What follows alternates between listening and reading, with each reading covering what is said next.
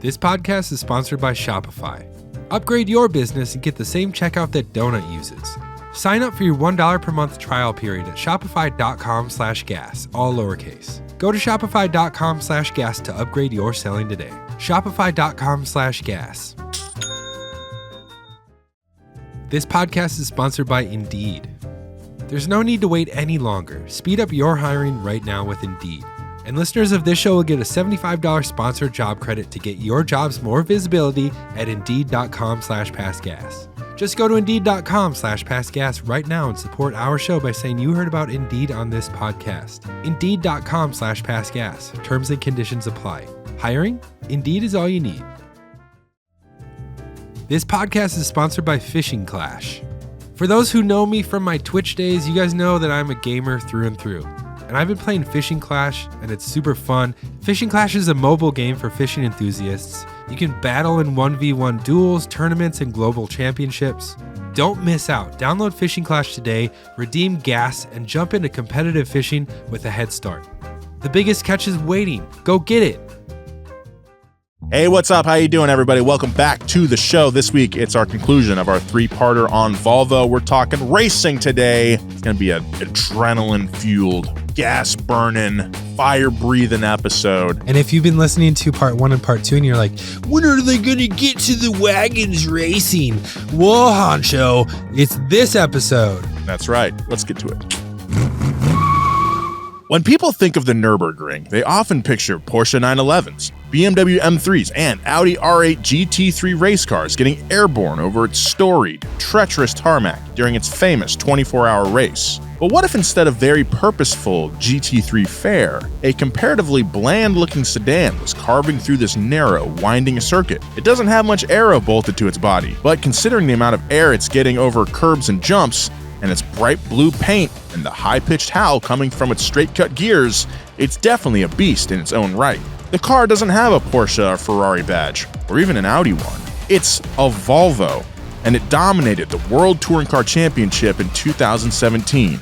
And it's only a small chapter in the incredible racing history of Volvo, Polestar, and Team Cyan. Today on Past Gas, we're going to tell you all about it. Where do these Volvo teams come from? What's the deal with Volvo's underrated performance division? And what is Cyan up to now? And why the hell is Polestar making EVs? Put on your seatbelt. This is the final installment of Volvo.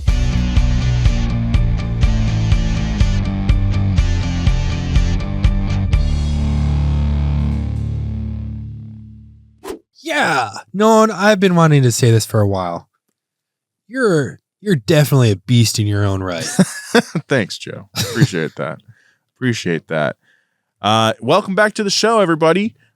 This is part 3, the final part of our Volvo story here. If you've been sticking with us, thank you very much. And if this is your first time listening to the show, I think you'll have a good time, but definitely go check back the first 2 episodes of this series, and everything will hopefully make a little bit more sense.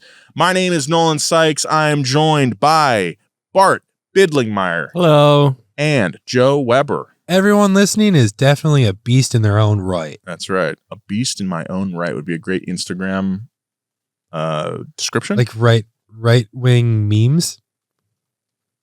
Maybe. Like only punching down on people. Oh, yeah. Yeah. But we missed something. Oh, what?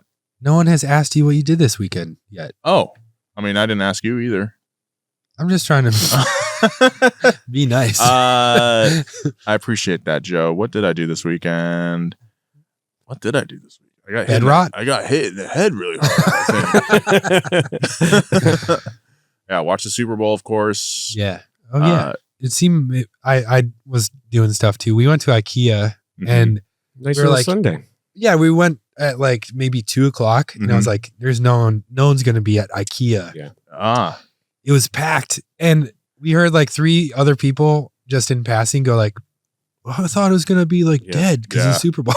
Everyone had the same idea. It's like going to a Chinese restaurant on Christmas. Yeah, you're like, it's gonna be dead. No. The chop suey is fine. Well, it's good to know. Don't go to IKEA on the Super Bowl. But speaking of Swedish meatballs, yeah, let's talk Volvo. Let's talk Volvo. Let's continue this story. While Volvo might be best known for safety, the company has never pigeonholed itself into one particular area of expertise. Believe it or not, Volvo has a ton of motorsports history. I mean, we touched on that the previous two episodes. Yeah, we tickled it. Yeah. They heavily invested in performance early on, not only to improve its research and development, but to bolster Volvo's marketing. As it turns out, the race on Sunday, sell on Monday philosophy works just as well for 200-mile-per-hour V8 death traps in Alabama as it does for wholesome, brown Swedish boxes. The competition department was a motorsport arm of the company that saw success in rally races with the PV544 and the 122 models during the 1960s. One man who secured most of Volvo's victories early on was factory driver Gunnar Andersson. Gunnar helped transform the competition department into a fully fledged performance division of Volvo called the Volvo Competition Service. You can trace all of the Sporty R Volvos back to this very branch. Spurred on by the rally racing happening in Southern California of all places, Volvo opened a distribution center in Torrance, just south of where we are right now. Through this new branch, anyone could pick up a catalog and order competition service performance parts from the sport line that fit their Volvo 140 straight from the dealership. Tuning kits, gauges, suspension, rally lights, decals. You could customize your Volvo to whatever degree you saw fit years before anything else like this existed. Check out this catalog, though. This is crazy, dude. It's really sick. Torrance of all places. I know. When you think of Southern California racing, you don't really think of like rally racing down here. When I lived in Hollywood, my mechanic had an old Volvo race car. Like a 140 or what? I don't know. It was always up on the. it was always up getting fixed. I never got the perfect look at it. But he used to kind of just sit and watch videos while his guys did all this work. And he'd take it out. But this catalog that we're mentioning is from 1979, and it's so sick. This is very cool. We should put some screenshots of this up on our Instagram when this comes out. The light kits are pretty sick. The halogen fog light kit, grill fog light kit, rally driving kit, auxiliary driving lights, Canada only. Different brackets. This is great. This is really neat. Did you get to the jacket part? The rally jackets? No. All the suspension? Get out of here.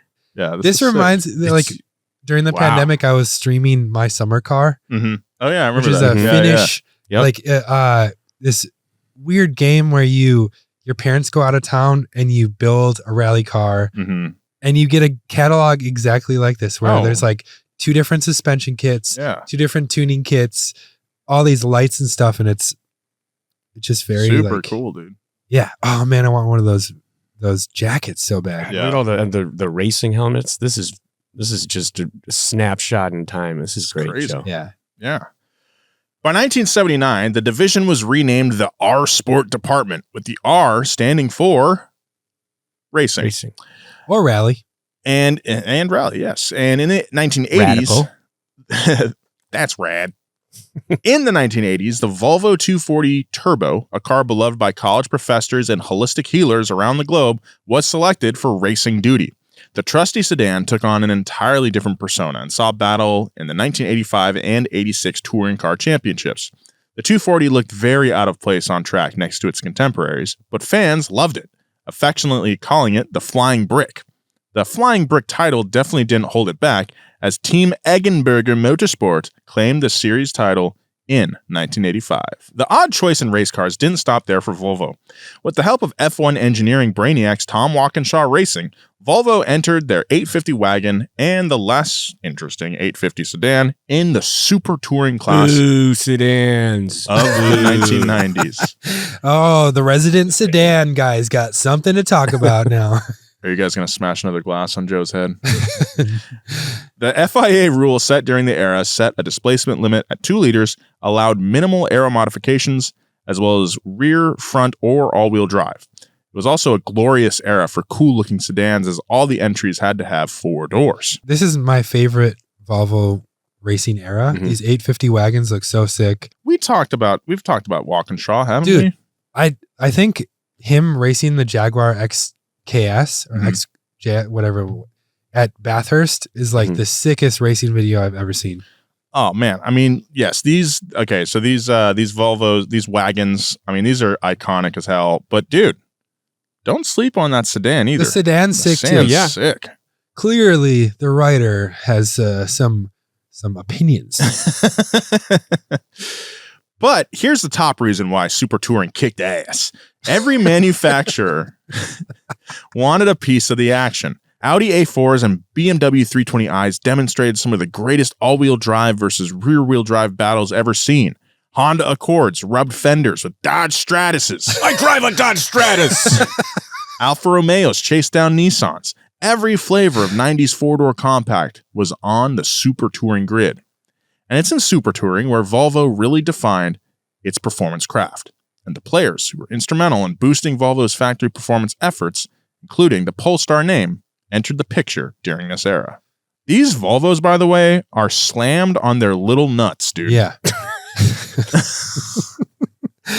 These things they're so low to the ground. Super low. Yeah, that's crazy, dude. We'll be right back after these messages. Some people just know they can save hundreds on car insurance by checking Allstate first. Like you know to check for no parking signs first before leaving your car. Now, that $3 coffee is costing you $300 because that good spot was actually in front of a fire hydrant. Yeah, checking first is smart. So, check Allstate first for a quote that could save you hundreds. You're in good hands with Allstate. Potential savings vary, including based on how you buy. Terms apply. Allstate, Fire and Casualty Insurance Company and affiliates, Northbrook, Illinois. Thanks to Shopify for sponsoring this podcast. When you think about businesses that are selling through the roof, we're talking like Aloe, Allbirds, Skims. Sure, you think about a great product, a cool brand, and brilliant marketing, but an often overlooked secret is actually the business behind the business making selling simple. For millions of businesses, that business is Shopify. Nobody does selling better than Shopify. It's home to the #1 checkout on the planet. And the not-so-secret secret was Shop Pay that boosts conversions up to 50%, meaning way less carts going abandoned and way more sales going. So, if you're into growing your business, your commerce platform better be ready to sell wherever your customers are scrolling or strolling, on the web, in your store, in their feed, and everywhere in between. The secret's out. Businesses that want to grow with Shopify. Donut uses Shopify on our online store, and they make it so easy, we don't have to worry about any back-end stuff. So upgrade your business and get the same checkout that Donut uses. Sign up for your $1 per month trial period at shopify.com/gas, all lowercase. Go to shopify.com/gas to upgrade your selling today. Shopify.com/gas. Now back to the show. Thanks to the Super Touring rule set and the variety of hardware it brought into the paddock, the 90s truly were a golden era of touring car racing. Individual series cropped up all over the globe.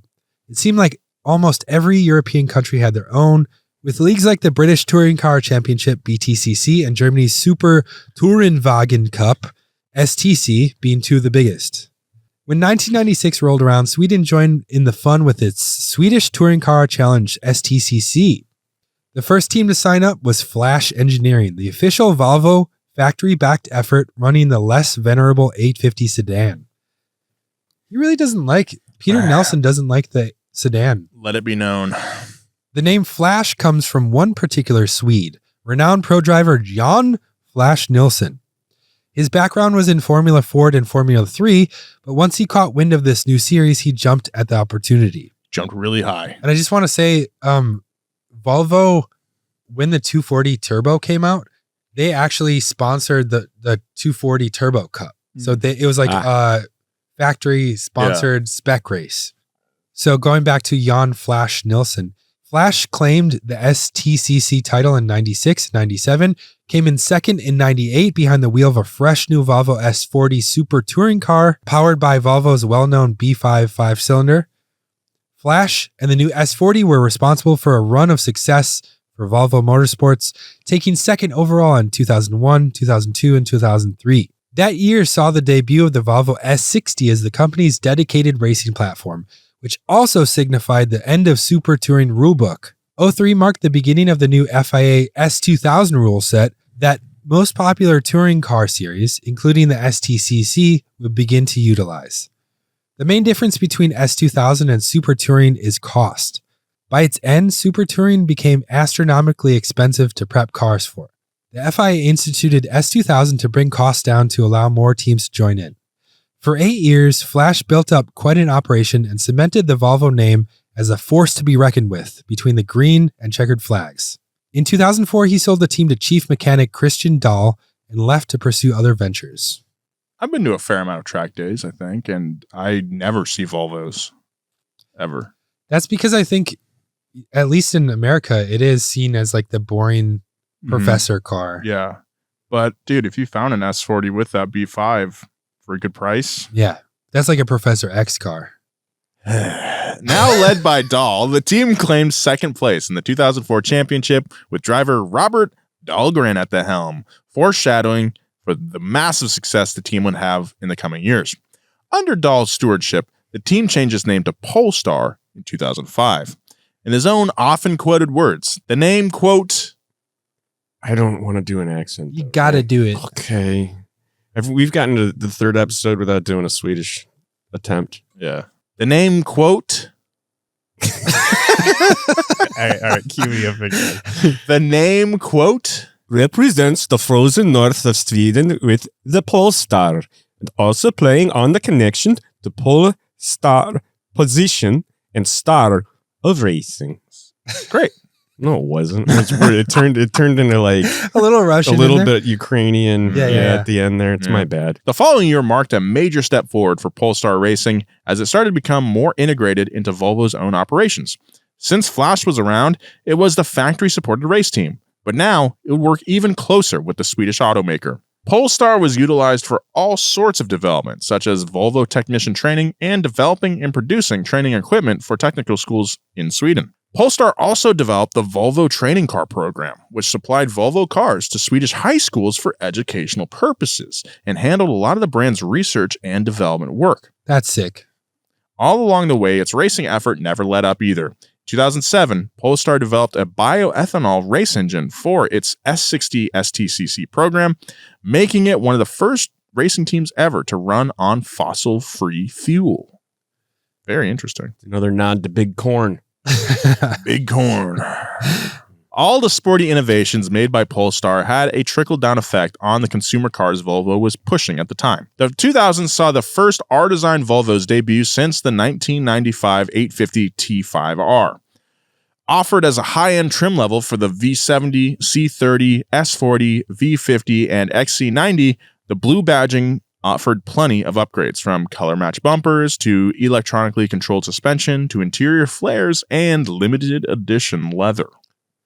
But aside from the aesthetics, the R badge also meant more power, in some cases, 100 more horsepower. The S60R featured the turbocharged 5-cylinder, now making 300 horsepower, and with an extra intercooler.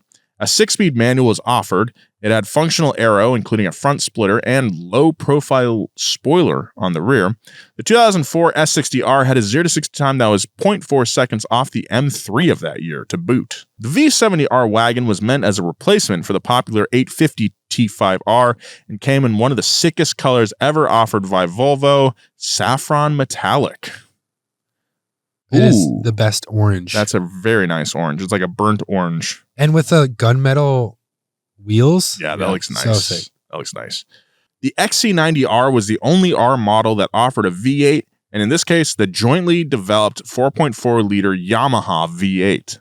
Dude, that sounds sick. I was looking at these for a while. Yeah? Because the XC90, now it's in like an SUV. It's their biggest SUV. Mm-hmm. Back then, it was just the biggest station wagon. But out of all these models, which would you pick? I think the V70R wagon is pretty sick. V70. Yeah. Mm-hmm. That's what Austin has. He does. Yeah. He's got a silver one. The silver, yeah. It's pretty sweet. Pretty sweet. Pretty sweet. When 2009 rolled around, the C30 hatchback was Volvo's new touring car racing platform. The C30 was Volvo's 3-door hot hatch that sported a turbocharged 5-cylinder engine, the same one found in the contemporary Ford Focus RS. Bet you didn't know that. I didn't know that. It is immensely handsome as a street car, but even more so when set up for motorsport. I was like, before I got my Audi, I was like, I'm getting one of these C30 turbos. Now, these things are really unique. They're sick as hell. Yeah. I'd be down with one for sure. Polestar's Robert Dahlgren won the STCC Drivers' Championship that year in a Polestar C30. Between him and his teammate, Tommy Rustad, Polestar claimed pole position at every single race. This team was unstoppable and proved that 5 generations of the brand's wholesome platforms since Flash Engineering could wipe the floor with the competition. That same year was yet another major development for the Swedish racing firm, jumping into creating upgrades for road-going Volvos direct to the dealership parts counter. Volvo's website still has an ancient link that reveals a bit more about its strategy. In cheesy PR speak, Volvo says that, quote, Polestar Performance Optimization enhances driving pleasure and increases the performance of your Volvo. The technology has been developed by Polestar in close cooperation with engineers at Volvo. The car feels more active to drive while simultaneously increasing safety in situations where further performance is required. For example, when overtaking. That is funny to frame performance around, it's safer because you can overtake easier. Yeah. Yep. This was achieved with sportier ECU tuning, and as far as we can tell from our research, nothing else. The C30 already made 227 horsepower from its turbocharged 2.5-liter inline 5. The tune added 23 horsepower and 29 foot-pounds of torque, plus a throttle recalibration for better response. Back in 2012, American automotive journos got to sample both a factory-tuned and untuned example back-to-back. They found the throttle to be far snappier than the untuned model, with noticeably more power all over the rev band. All over that band. Plus, smoother delivery as it climbed up the rev range. Yeah, climb up my rev range. Not bad for the same rated fuel economy and a full powertrain warranty. Volvo and Polestar also built a one-off, heavily modified C30 Polestar concept vehicle. It was packed to the gills with a bunch of performance parts, including Pack my gills. Sorry, I'm going to stop. Stronger pistons, rod, and crank from the S60R. It had a bigger intercooler and turbo from a foreign market diesel engine to push a lot more boost. It had Ohlins coilovers and massive brakes that were bolted up under its wheel wells. And finally, this thing came with a Haldex all-wheel drive system with Quaife limited slip differentials thrown on to help put its ravenous power to the ground. All said and done, this thing put out 450 horsepower from its little 2.5-liter, nearly 200 horsepower per liter. That's crazy. That's nuts. That's 90 horsepower per piston. What does your Fusion make per piston, Bart? I don't know. It's anemic. As a car journo, I hate trying to accelerate in that thing. Even with the electric engine, like the poor thing's just crying. We'll be right back after these messages. This podcast is sponsored by Indeed. I can't tell you how many times I've been in a pinch at Donut and needed to hire a writer yesterday. It sucks. You have a bunch of tabs open, you're trying to keep track of everything. That's why Indeed is so great. When it comes to hiring, Indeed is all you need. Stop struggling to get your job post seen on other job sites. Indeed Sponsored Jobs helps you stand out and hire fast. Like I said before, Indeed is my hiring platform. I use it because it's so easy, everything's in one place. They really boost your posts so you get a lot of applicants. Plus, with Indeed Sponsored Jobs, there are no monthly subscriptions, no long-term contracts, and you only pay for results. There's no need to wait any longer. Speed up your hiring right now with Indeed. And listeners of this show will get a $75 sponsored job credit to get your jobs more visibility at Indeed.com/passgas. Just go to Indeed.com/passgas right now and support our show by saying you heard about Indeed on this podcast. Indeed.com/passgas. Terms and conditions apply. Hiring? Indeed is all you need. This podcast is sponsored by Fishing Clash. For those who know me from my Twitch days, you guys know that I'm a gamer through and through. And I've been playing Fishing Clash, and it's super fun. Fishing Clash is a mobile game for fishing enthusiasts. You can battle in 1v1 duels, tournaments, and global championships. It's all the fun of fishing without having to get up at 3 in the morning, or having to get worm guts all over you, or having to fillet your own fish. There's a bunch of epic locations. You can cast your line in stunning fisheries worldwide, from tropical paradises to icy northern waters. You can upgrade your gear, customize your rods, lures, and skills to get the edge over your rivals.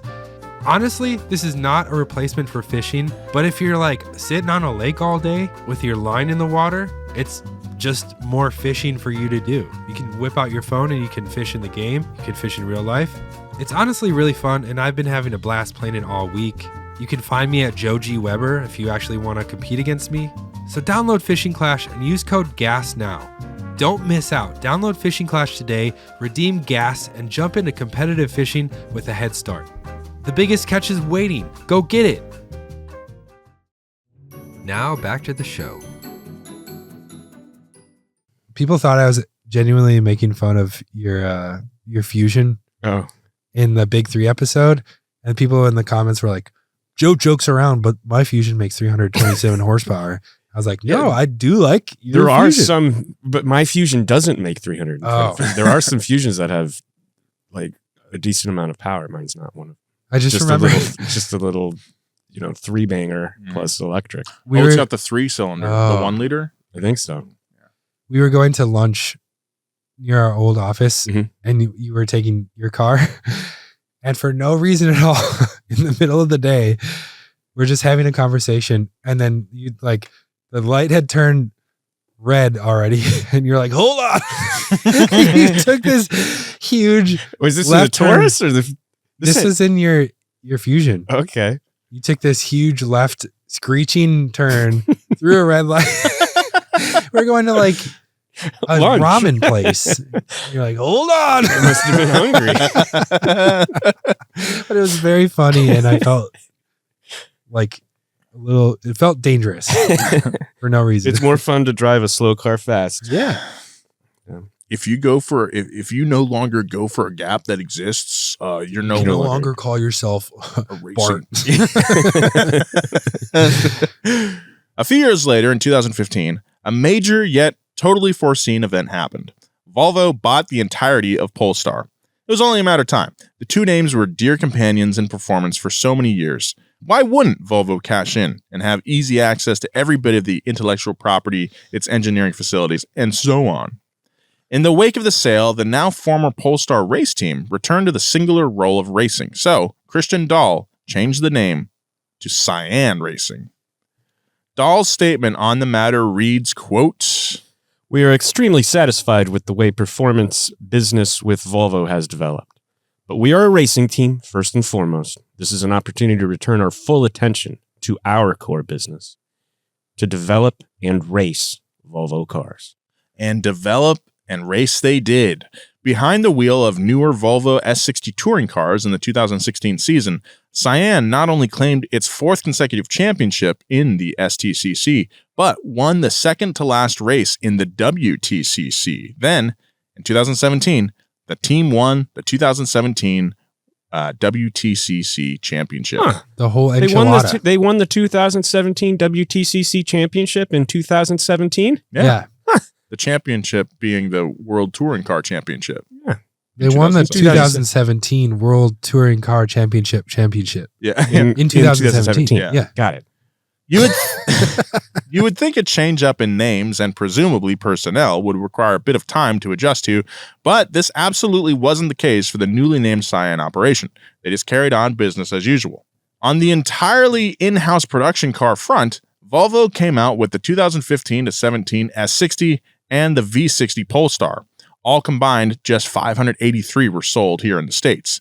And when it came to the 2017 model, the S60 got a highly tuned twin-charged, meaning supercharged and turbocharged 4-cylinder engine.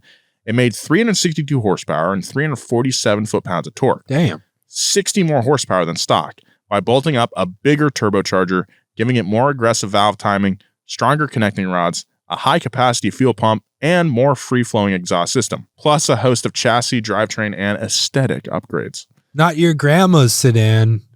During this era, Polestar was to Volvo like a Swedish version of Mercedes to AMG or M to BMW. But just as soon as the name Volvo started appearing next to Mercedes or BMW, something happened that changed the course of Volvo racing forever. In 2010, Volvo was bought by Chinese automotive conglomerate Geely.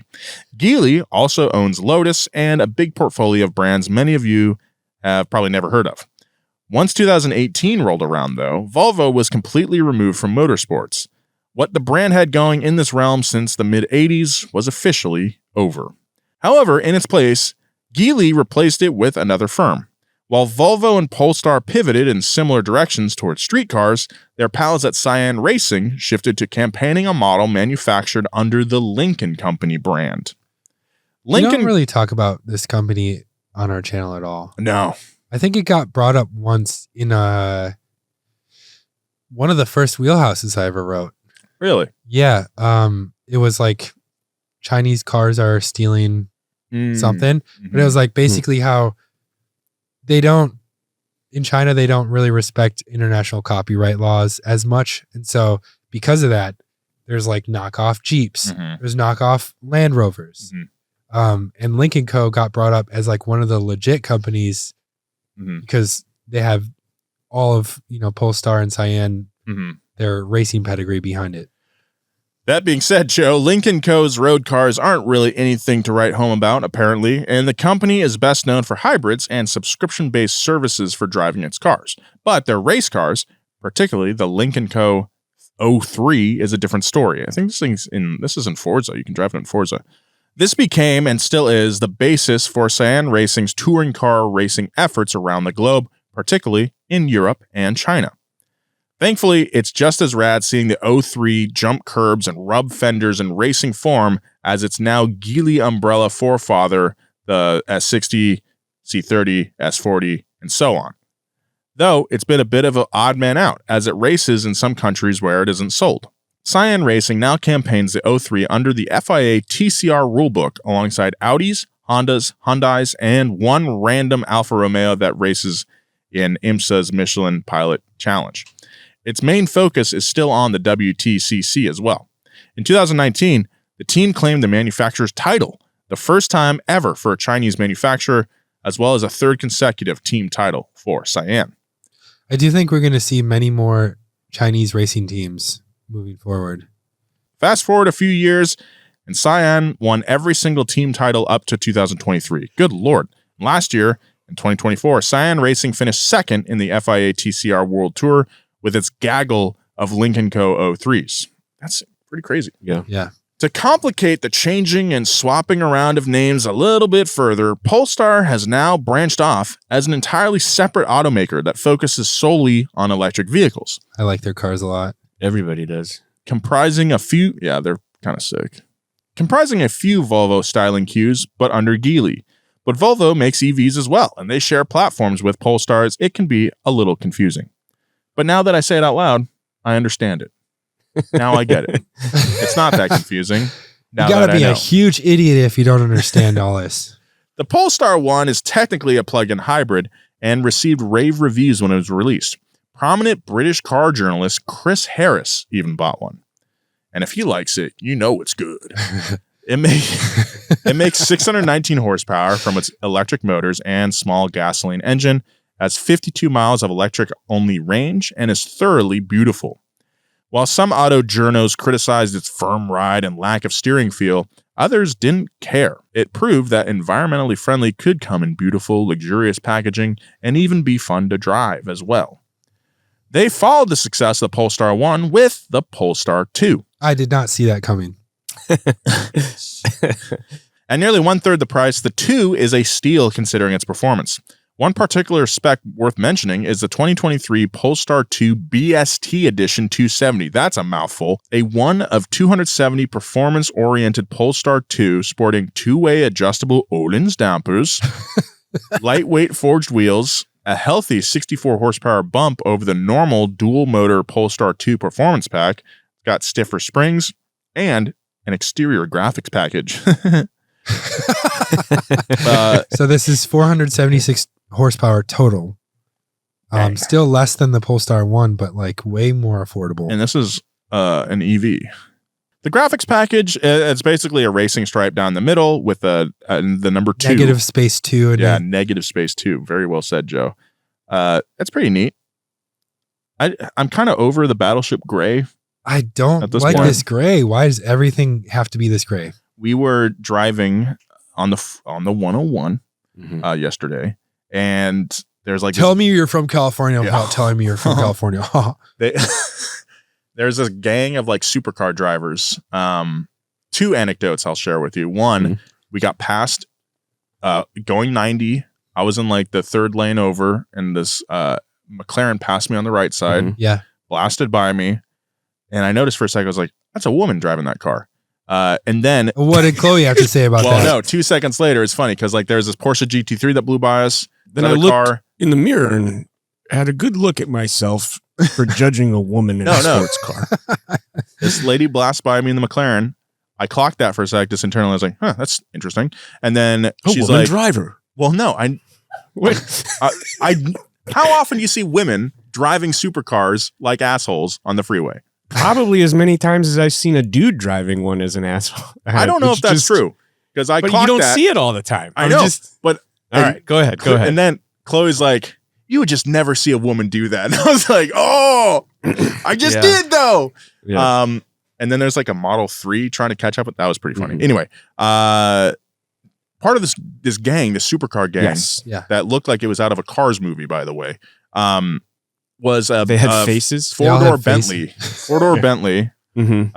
Like one of the top trim ones, and I was like, that's a $400,000 car, but it was in like a battleship gray, like very drab color, and I was Yeah. like, dude, if you're gonna spend $400,000 I on know. this car, That's the thing about a Gets- Bentley. They have that program where you literally like take the color Mhm. spectrum and you're like, I want mauve. I want whatever. Why would you pick gray? well, I just don't get it, I man. think Porsche has a pretty cool gray. There's good grays out there. Yeah. I'm just saying, like, My There Audi, are good grays. Yeah. my Audi gray, I like. You painted your belly button? Yeah. I want it to be more obtrusive. Is that a word? Obtrusive? Yeah. Does that mean what I think it means? you want it to be obtrusive, like in the way. Yeah. Yeah. I Like want really it to be more. stand out, like, and distract people at the Yeah. beach. And then Ugh. I've been wearing These cutoff belly shirts buttons in too. your face again. Even when I'm not at the beach, Yeah. I wear it like cut off I have noticed the cutoff shirts. to court. What's your other anecdote? Well, it was the lady thing, Yes. and then it was the Bentley thing. So those are oh, two. both Okay. anecdotes Yeah. are tied Yeah, together. they're tied together. Okay. Yeah. Taking a look back at Volvo, Flash Engineering, Polestar, and Cyan Racing shared high performance past, you realize just how prolific they were, and yet their names rarely get brought up. And in a way, the history of Volvo in racing mirrors Volvo's history on the road. Influential, forward-thinking, and successful, and yet completely under the radar. And while Porsche, BMW, Ferrari, McLarens driven by ladies, and others may all get motorsports acclaim, Volvo has never taken their finger off the pulse in the 100 years that they've been around. Both as a company and in various racing outfits, Volvo has gone against the grain and proven that boxy wagons, safety, and even front-wheel drive touring cars can be cool as hell. Much like the car itself, the future of Volvo is unknown. But if Volvo has proven anything, it's that they can make the mundane exciting.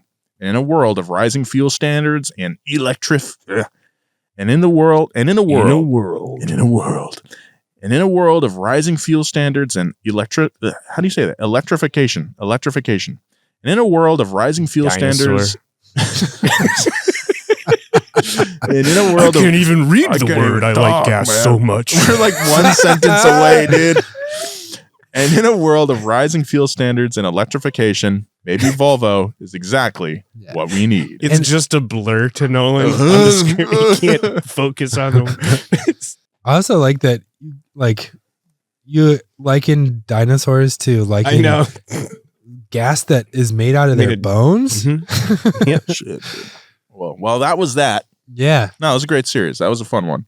that was fun. Dang, Yeah, I feel like enjoyed we that. blasted through And that. now I'm just like, I have so many tabs open up with like I know. an 850, Yeah. a P1800, a 240 turbo. Amazon. Yeah, Yeah. dude. Wow, I don't know. I have a newfound appreciation for this company. I think. love Volvo. Yeah. You know what? I put it on the record. I love Volvo. Put it on the record.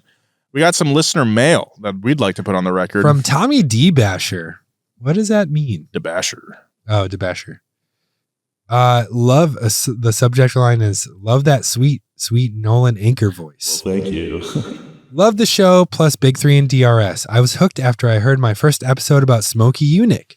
I've listened to every episode multiple times since. Damn. Thank you. Oh yeah, thank you. I'm the sole mechanic in a small town shop in West Virginia. The big draw to the town is that George Washington used to take baths here. It's It weird. also it lets you know how bad people stunk back then. Yeah. You're like, this is where you'd go to a place to take a bath. George Washington's coming to town. He's going to take a bath again.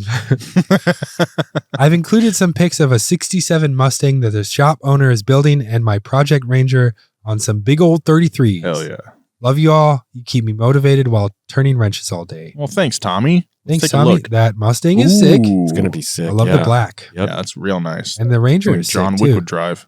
With the tonneau cover Oh, yeah. and the black D windows. Or what do they call them? Those aren't D windows. They That's used like to have those 8 holes. 8 holes. Yeah, 8-hole wheels. Yeah. Got a Those are nice sick. mud terrain tread on there, Yeah. brother. D Basher, we love it. Thank Love you, both those Tommy, cars. dude. Thanks for the mail.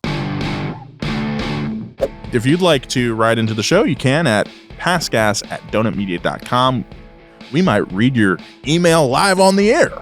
And you might hear it recorded. Yeah. Months later. Yeah. Follow the boys at Bids Bardo, at Joji Weber, and at Nolan Sykes. Big thank you to Audrey and Edgar behind the scenes, as always. And our writer this week, Peter Nelson. That's right. From thedrive.com. Go ahead and leave us a 5-star review on the platform of your choice if you think we're doing a good job, or some constructive criticism down below in the comments or wherever. We do appreciate it. And with that, what are we talking about next week, Joe? Next week, we're going to be talking about Moon Eyes. So Moon listen to Eyes. that. We're going from Oh. Sweden to Southern California to Japan and back Ooh, to baby. Southern California again. Okay. Hell yeah. Can't wait for that. We'll see you then next time. Bye. Bye. Bye.